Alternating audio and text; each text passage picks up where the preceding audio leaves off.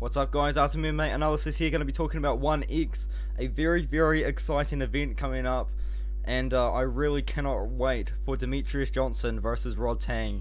That's going to be a great event. If you guys don't know, it's 2 rounds MMA, 2 rounds Muay Thai, and Rodtang has over 300 Muay Thai fights. I believe he's got 257 wins and like 42 losses in Muay Thai, something insane like that.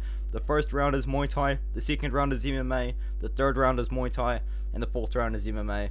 And it says 5-by-3, but I'm pretty sure there's 4 rounds, I mean, sorry. And just letting you guys know, it seems like it potentially could be free to watch, but I'm not too confident on that, because it says here just online that you can watch it. The main card streams on the One Championship app and One Championship YouTube channel Saturday at 8 AM Eastern time. So I mean, I'm assuming that you can potentially watch this for free, but then it also says pay-per-view on the US broadcast on Tapology. But let's not waste too much time. Let's just get straight into the card. I'm going to be talking about the main card, mainly the MMA fights myself, because that's kind of what I know. But there is one Muay Thai fight that I'm really looking forward to, and that is Edouard Follierang versus Wayne Parr. Personally, don't really know too much about John Wayne Parr, but I do know that he's a bit of an Australian legend. If you guys don't know, I am from New Zealand, and John Wayne Parr, I mean, obviously he's won a lot of titles. I think he was one of the first men to win a title that wasn't from an outsider, I guess, if that makes any sense. It's kind of hard to explain, but I know that he's a legend in the world of Muay Thai anyway. He's fighting a guy that has fought in MMA before.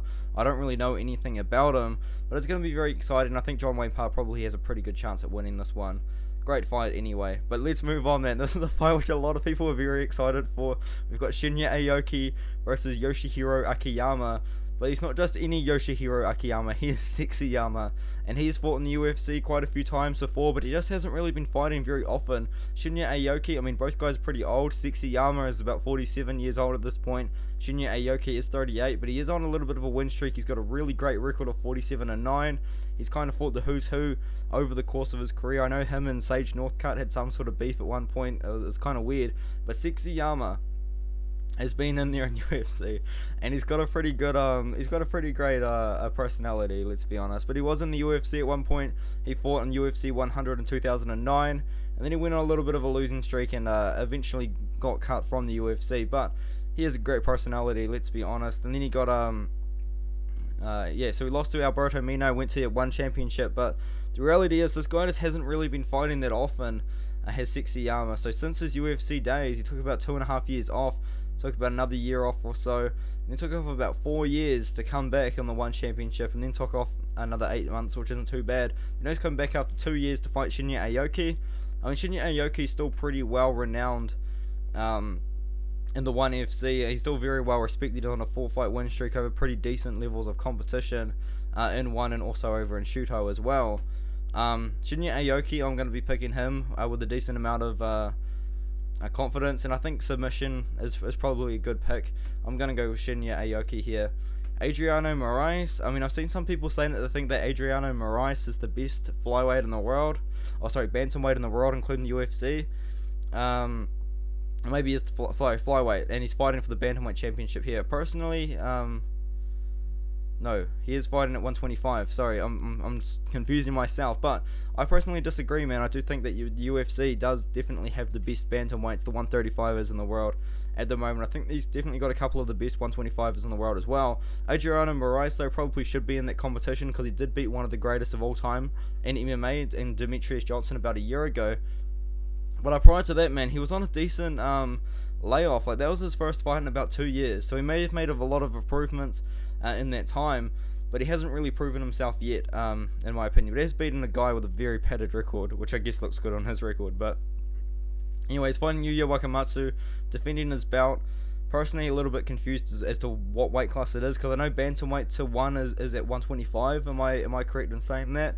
But at the same time, it says his last weigh-in was 125. So I don't know if the fight's at 125 or 135, because Yuya Wakamatsu last fought at 135. But I'm going to be picking Adriano Moraes. I do think it's just a little bit better, kind of everywhere than Yuya Wakamatsu. But he has been on a decent win streak himself. He did beat Yonghu by decision. And if you guys know that One actually doesn't judge by round, they judge by the whole fight as a whole. He does have some KO power, but he's mainly getting in there, standing on the feet. And I think Adriano Moraes is going to just put on a pretty decent performance here. He did finish Demetrius Johnson. Not really too many people have done it in the past. It's pretty hard to look over Moraes here. I'm not too sure about a prop. But here's the fight that I'm most looking forward to. Demetrius Johnson versus Rodtang Jichimagwan. Man, I'm so hyped, man. It really depends, though. So we got the first round 3 minutes, second round 3 minutes, third round 3 minutes, fourth round 3 minutes, from my understanding. Rodtang, about 300 fights in Muay Thai, and he's only not even 25 years old. That is absolutely insane in my opinion, and that is awesome. But with that being said, I think Rodtang's really going to have to start aggressive against Demetrius Johnson here, because he's only got 3 minutes to work and really hurt Demetrius Johnson before Demetrius Johnson is able to look for a takedown and look for an armbar, look for a submission. Like, we have seen Rodtang training submission defense. We have seen Rodtang also training takedown defense as well. He's been wearing a white belt in Brazilian Jiu-Jitsu, trying to train like armbar defense and stuff. So we do know this got some basic fundamentals.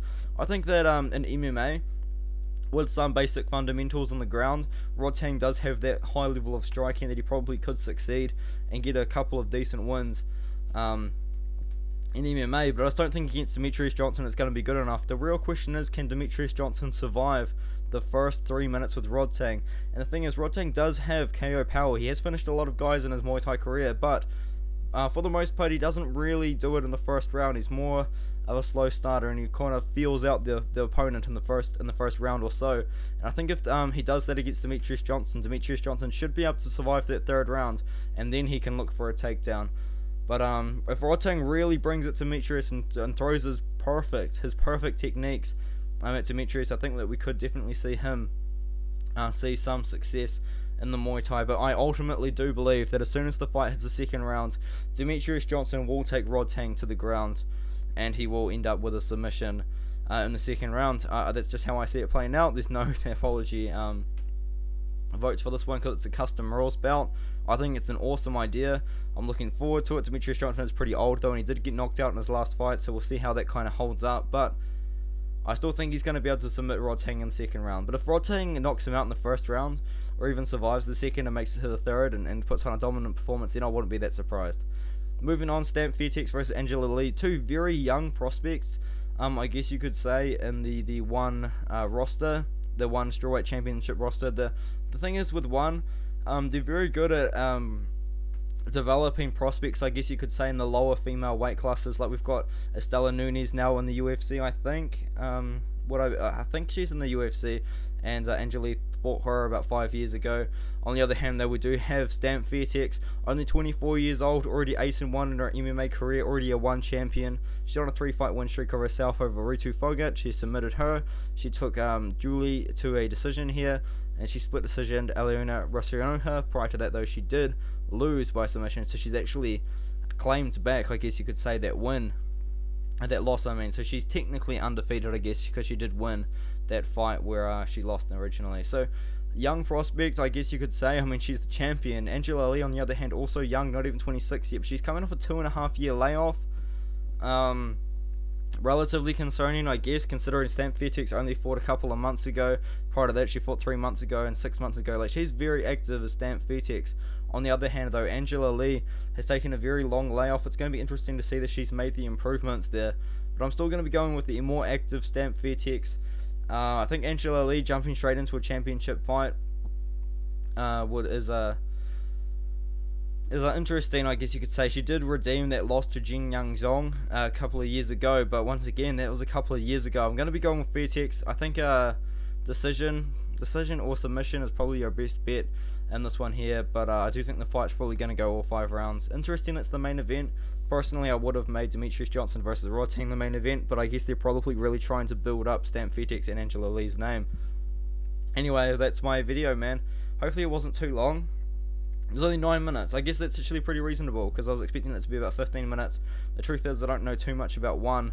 But this is such a great card, man. I mean, you got Danielle Kelly in the grappling. I mean, she's actually I guess a well-known grappler at the moment. I don't believe that these Russian fighters are actually fighting. I think a lot of people have written down that I think the Russian fighters aren't fighting in Singapore. Just letting you guys know. But yeah, there's a very great fight on this card. It really is. Really looking forward to seeing how it works out. Sihoyam, sorry, former UFC fighter fighting Denise Zamboanga, who is a younger fighter coming up. It's going to be interesting to see how she goes. She's on a decent win streak herself in ONE FC. This is a fight that's taking place at 115. I believe Sihoyam was fighting at atomweight recently. So we'll see how that goes. Yeah, I'm going to leave it there, man. I don't want this video to be too long. I think, we're just a bit over 10 minutes, so it's a little bit longer than I wanted. Rena de Ritter, I believe, is like the middleweight and 205-pound champion for ONE FC. He took both bouts, man. He took both belts off Angla and Sang. That's pretty brutal, man. He took his middleweight belt and then he took his light heavyweight belt. That is sad, man. That is really sad. But anyway, no, he's a pretty good prospect himself. I guess he is 31. I kind of do want to see him in the UFC, and I want to see if he would actually see some success there. But anyway, I'll just leave you guys to it, man. Hopefully you guys have a great day. If you've made it all the way to the 11th minute of this video, please do leave a subscribe. Join my Discord. I just made one. I'll probably pin it in the comments with the timestamps, and I'll see you guys later.